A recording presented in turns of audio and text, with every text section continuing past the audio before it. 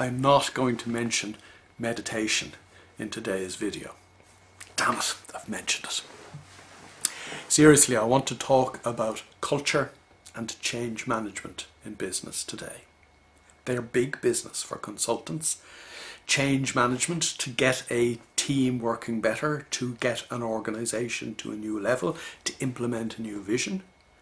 Culture, changing the culture of an organisation, better tweaking the culture to ensure that everybody is rowing in the same direction.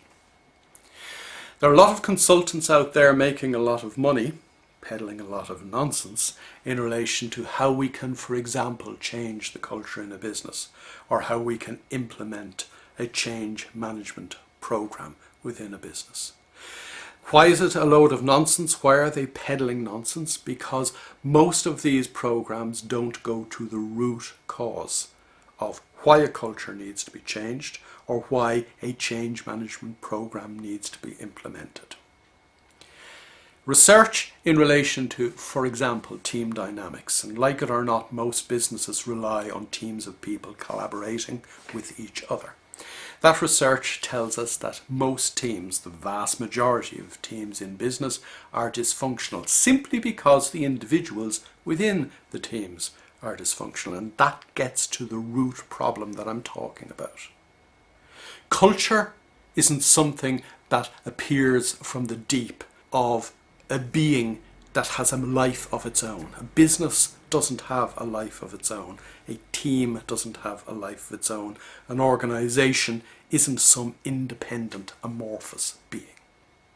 Culture comes from the behaviour of people in an organisation. So if you want to change the culture, if you want to implement something by way of change management, you have to get at the root cause of people's behaviour, or more to the point, people's misbehaviour. Because the problem we all have is that the behaviour of normal, crazy people is automated, patterned, and related to stuff that each of them learned in their own formative years.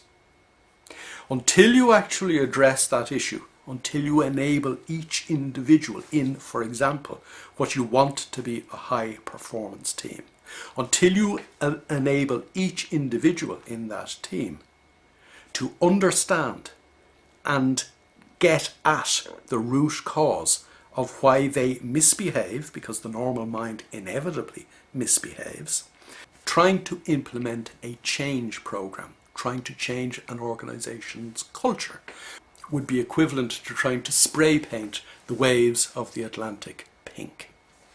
It simply wouldn't wash.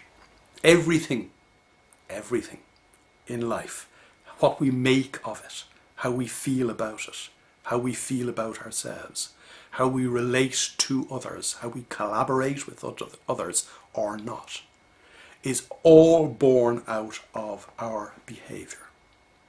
If we don't do something about getting our minds working for us, then our minds working on automatic pilot will always dictate behaviour that is inappropriate to the reality of the here and now.